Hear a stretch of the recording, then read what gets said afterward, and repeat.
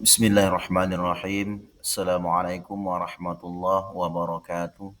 Alhamdulillahi rabbil alamin.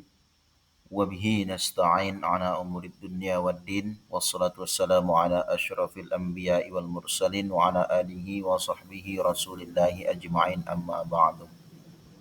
Rabbi syrah li sadri wa yassir li amri wa akhlul 'uqdatam min lisani yafqahu qawli. Sadaqallahul azim. Selamat pagi, selamat sejahtera untuk kita semua. Kembali lagi kita ke dalam video pembelajaran pendidikan agama Islam kelas 10 tingkat SMK dan SMA. Adapun materi pada video pembelajaran kita yaitu tentang larangan perbuatan zina. Adapun dalil tentang larangan perbuatan zina itu terdapat di dalam Quran surah An-Nur ayat 2. Surah An-Nur ini surah ke-24 di dalam Al-Quran. A'udzu billahi minasyaitonir rajim. Bismillahirrahmanirrahim. Az-zaniyatu waz-zani fajlidu kulla wahidin minhuma mi'ata jaldah ولا تأخذكم بهما رأفة في دين الله إن كنتم تؤمنون بالله واليوم الآخر وليشهد عذابهما طائفة من المؤمنين, yang artinya pezina perempuan dan pezina laki-laki deralah masing-masing dari keduanya 100 kali, dan janganlah rasa belas kasihan kepada keduanya mencegah kamu untuk menjalankan agama ataupun hukum Allah. Jika kamu beriman kepada Allah dan hari kemudian, dan hendaklah pelaksanaan hukuman mereka disaksikan oleh sebagian orang-orang yang beriman. Dan juga dalil tentang larangan perbuatan zina ini juga terdapat dalam hadis Rasulullah sallallahu alaihi wasallam yang diriwayatkan oleh Abu Daud. Bismillahirrahmanirrahim. An Abi Hurairah yaqulu qala Rasulullah sallallahu alaihi wasallam idza zannil rajulu kharaja minhul iman kana alaihi kazullatin fa idza qata'a raja ilaihil iman. Artinya, Abu Hurairah berkata Rasulullah sallallahu alaihi wasallam bersabda, jika seorang laki-laki berzina, maka keimanan yang ada pada dirinya keluar seperti peginya awan. Jika telah selesai, maka keimanan tersebut kembali kepadanya. Hadis riwayat Abu Daud. Adapun isi kandungan daripada ayat dan hadis yang menjelaskan tentang larangan perbuatan zina. Yang pertama, isi kandungan daripada Quran surah An-Nur ayat 2. Allah Subhanahu wa taala sangat tegas dalam menghukum seseorang yang berbuat zina. Kemudian menurut Ibnu Katsir, ayat tersebut menjelaskan hukuman bagi pelaku zina ghairu muhsan, 100 cambukan, dan diasingkan. Pelaku zina muhsan dirajam. Kemudian menurut Buya Hamka, hukuman bagi pelaku zina harus dilakukan dalam pelaksanaan hukuman zina disaksikan oleh minimal 4 orang. Kemudian isi kandungan daripada hadis riwayat Abu Daud, perbuatan zina dapat menghilangkan keimanan dari diri seseorang yang beriman. Hal ini karena zina termasuk perbuatan dosa besar. Adapun pengertian dari perbuatan zina itu adalah hubungan antara laki-laki dan perempuan di luar catatan pernikahan yang sah. Kemudian zina itu juga terbagi menjadi 2. Yang pertama zina muhsan, dan yang kedua zina ghairu muhsan.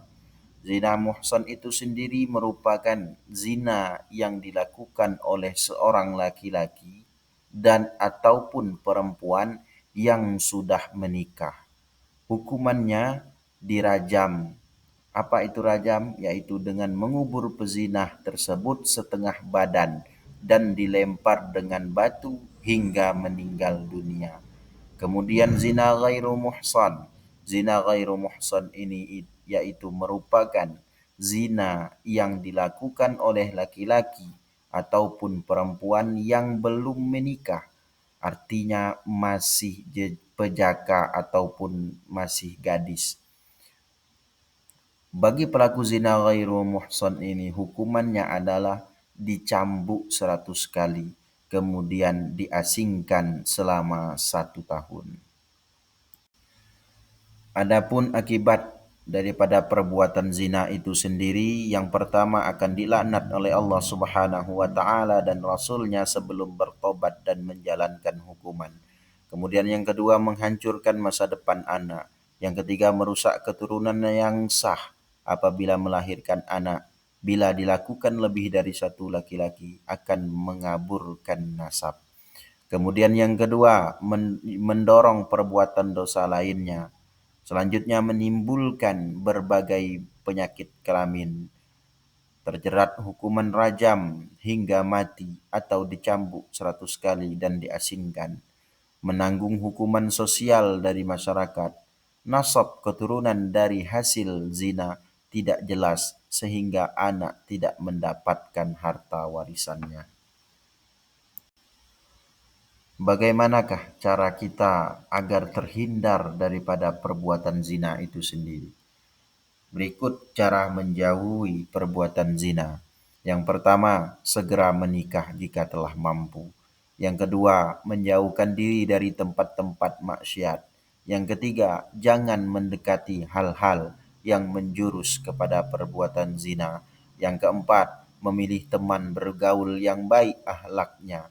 Yang kelima, membaca buku-buku keislaman khususnya tentang bahaya zina. Dan yang keenam, membaca Al-Quran dan hadis tentang mudarat bagi pelaku berzina. Dan yang terakhir, mendengarkan nasihat ulama dan membiasakan untuk berpuasa sunnah. Apa tujuannya untuk puasa sunnah?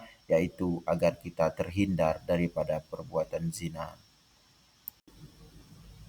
Adapun hikmah menjauhi daripada perbuatan zina yaitu yang pertama, Allah Subhanahu wa taala akan meridhoi perbuatan yang kita lakukan. Kemudian yang kedua, kelak akan mendapat syafaat dari Rasulullah sallallahu alaihi wasallam karena menaatinya. Yang ketiga, dapat menjaga keturunan dan ketidakjelasan nasab.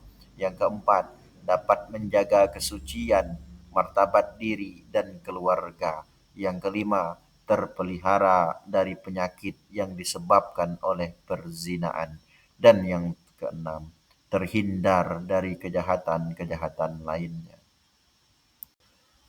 Adapun kesimpulan daripada materi kita bahwasanya Allah Subhanahu wa taala mengharamkan umat Islam melakukan pergaulan bebas, melakukan perbuatan zina. Hal ini karena kedua perilaku tersebut memiliki banyak kerugian dan tidak ada manfaatnya sama sekali.